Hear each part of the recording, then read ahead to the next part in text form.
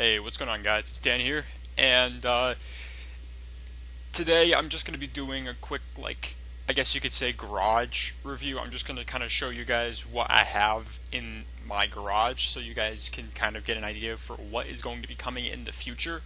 I haven't exactly done any vehicle in particular. I've been trying to grind up a few lines, so getting a specific amount of vehicles, playing them for a long period of time, it hasn't been something that's actually happened.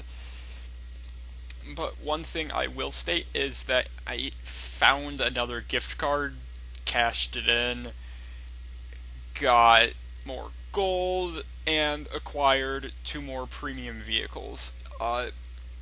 And if you are not aware, I am doing my best to complete the 60-day login challenge mission thing. Uh, so I've already gotten.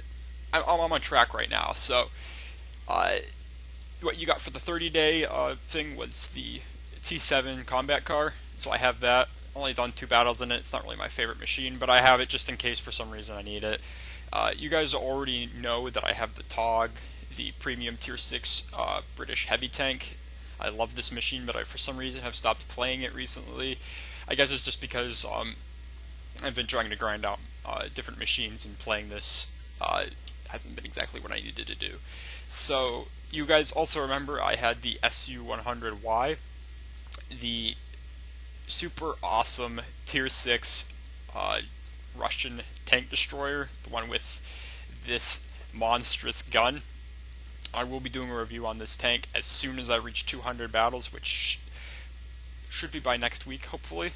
Maybe. I don't know. Not making any plans. I might lower the minimum battle count, just so that way I can pump out these things a little bit easier. So you guys are already aware that I had these, well, most likely, that I had these 3 premium tanks. Combat car, maybe, if I was following this and you guys somehow knew that, there we go. SU-100Y, and then the TOG 2. The 3 new kids on the block are the Churchill 3, the SU-85 High, and the Chi-Nu, not even going to try to, the Japanese Tier 5 premium tank. These 2 I acquired with the gift card that I had cashed in. These 2 were both on sale, so I picked them both up for half price. Both totally worth it. I'm going to be doing reviews on these things in the near future, but if you wanted to pick them up, I actually really do like these tanks a lot. And my win rate in these things is also insanely high too. So expect reviews for these 2 machines in the future. I've only had these things for a few days, already have the mastery badge in this. This machine is probably my favorite of the 2, but I'll cover that in the future. And then, if you guys were aware, there was a weekend, I guess you could say, for the 4-year anniversary. They were doing some missions that you could complete, and the final prize was this tank right here. So I basically completed it a few hours before the mission clocked out. So I have this thing. I haven't really had an opportunity to mess with it, but it's given me a reason to go down the Japanese tech line. So that is what I'm doing right now. I've never exactly driven medium tanks before, so this is going to take some serious getting used to. But, so these are the 6 premium tanks that I have. Most of these I'll probably be doing a review on at some point in the future. I'll probably exclude the combat car just because it's just a tier 2 premium tank. I might cover it, but I'm certainly not going to do like a full-fledged review, probably like a 10-minute showcase. Same with this machine, unless I get like insanely good games and find out I love this thing. But otherwise, these 4 premium tanks right here, I'm definitely going to be covering in the future. So now on to what else is in my garage. So I have touched most of the tech trees. I've figured out which lines I want to go down and whatnot. For the British line, I am going down the. It'd probably be best if I open this up. Americans, I really haven't. The T7 combat car is really the only American tank I've driven. I've only driven this thing like 3 or 4 times.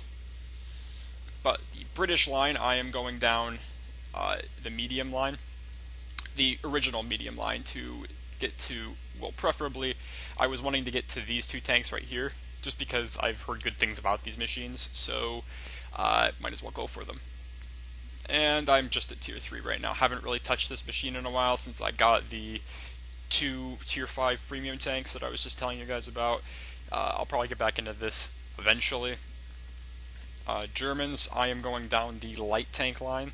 I've already gotten to the looks, working on getting to the Leopard. I've just had serious fun driving around this little machine. I might cover it in the future too. I'm keeping the Panzer 2G for grinding out the equipment like radios and stuff. French, I am trying to go down the heavy line. I'm still at tier 4. Really don't like this machine at all, so that's kind of the reason why I'm going really slowly. Russians, you guys are already aware that I have pretty much started every single line on this thing. You guys already know that my favorites are, well, the tank destroyers, because this is the furthest I've gotten. I've done a review on several of these machines, and just a little while ago, probably at the beginning of this year, I started going down the heavy line. Got into the KV2, cover that in a minute. T150, KV1, KV3, did a review on that. KV4, I'm loving this machine right now as well. SU-122-54, though I don't have the Top Gun on it yet, so it's not exactly the most fun thing to be driving. And I'm working on getting to the T-34. But otherwise, you know, you guys kind of already have an idea of what this particular tech tree, the Russian one, kind of looks like for me, just because I've done quite a bit of it. In fact, I've almost researched every single tank up to tier 5. Wow, that's going to be an accomplishment. Sadly, I had to sell my MS1 for an extra garage slot. I just like having spares just in case I need them. And it really made no sense to hold on to the MS1 because I don't really need it anymore. So, that's that. China, I haven't touched it at all. I literally just spent free experience to get to this thing just in case I wanted to use it. And then the Japan line, basically, I used free experience to get through this machine because I noticed the guns on it were not necessarily the best. So I just got right through that thing as quickly as possible. Chiha, it was alright. Chihi, alright. I mean, I like this thing more than this. I got through this as quickly as I could. At least the guns on this are a little bit better, and it's slightly better at accelerating. I'm having higher hopes for the Chi Nu, and then I have the premium medium tank. So that's kind of what my tech trees look like. Now I'm going to kind of go in a little bit more depth about like the machines themselves. So cruiser, as I've explained, going down the original British light slash medium tank line. Germans, Panzer 2G, looks, the light tanks. French heavy, yeah, this thing is not very fun. Just the warning. I mean, it's my opinion.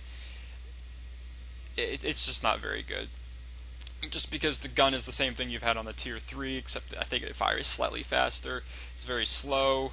This thing sees tier 6 matches. I mean, it just doesn't work out all that well. If the gun was higher penetrating, maybe it would work.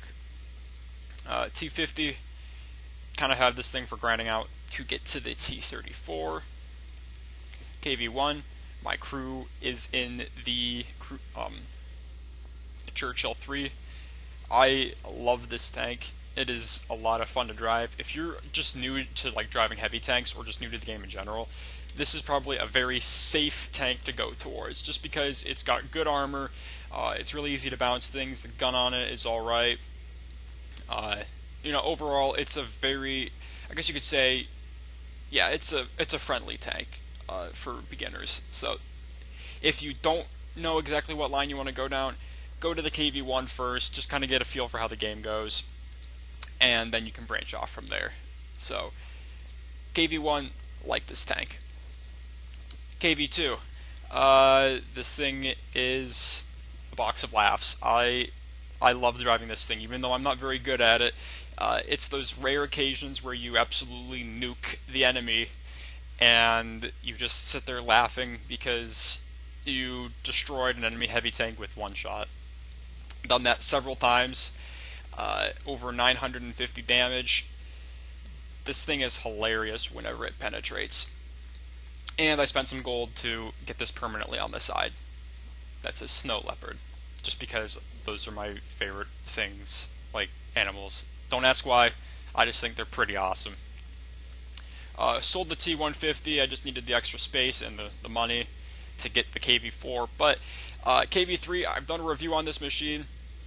It is the only machine I have 2 marks of excellence on, mostly because, from what I can tell, not very many people are good with this machine. I'm not saying I am myself, it's just, this wasn't exactly the most difficult thing to get. I just had to play it normally, and I eventually got to it. So if you want to see the review for this tank, it should be somewhere on my channel, not too far in the past, unless you are watching this video like a year from now. In that case, yeah, you're probably gonna have to look it up. I might put an annotation right on the screen or something. But KV3, good fun if you know how to use it. And then we have the KV4. This thing is a beast of a tank. I love this thing a lot. It's annoying to get to this top gun that is absolutely massive. I mean, look at the thing. It's like half... Oh man, that's actually like the length of the tank right there. Yeah, this thing is very fun to drive. Takes some getting used to drive this thing because it is really slow. But once you do, you are an impenetrable fortress that the enemy is going to have the most difficult time trying to get through. SU-100, I've also done a review on this machine. My crew is in the SU-100Y. In fact, I haven't touched this thing in forever. I probably should get back to it soon, just because this is one of my favorite machines altogether. SU-101, Tier 8 Russian heavy tank. No, this thing is not a heavy tank. Don't fool yourself. Tank destroyer.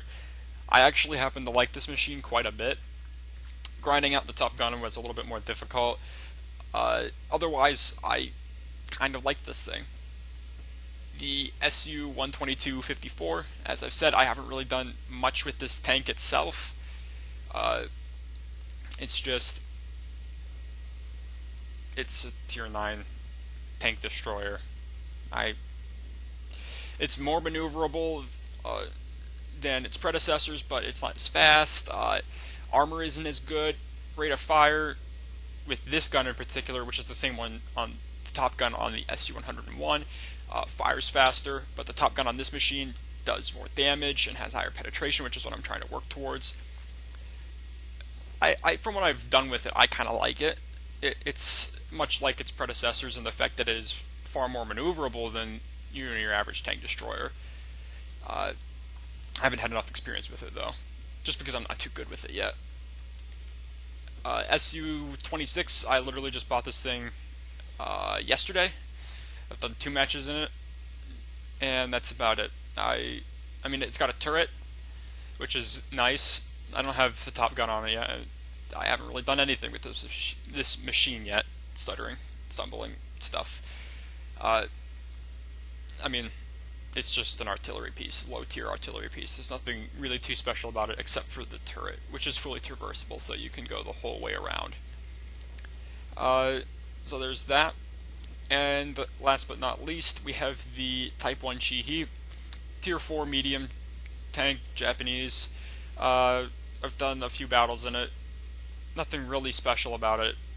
Particularly, I mean, it's got alright penetration and alright damage and an alright rate of fire, alright maneuverability.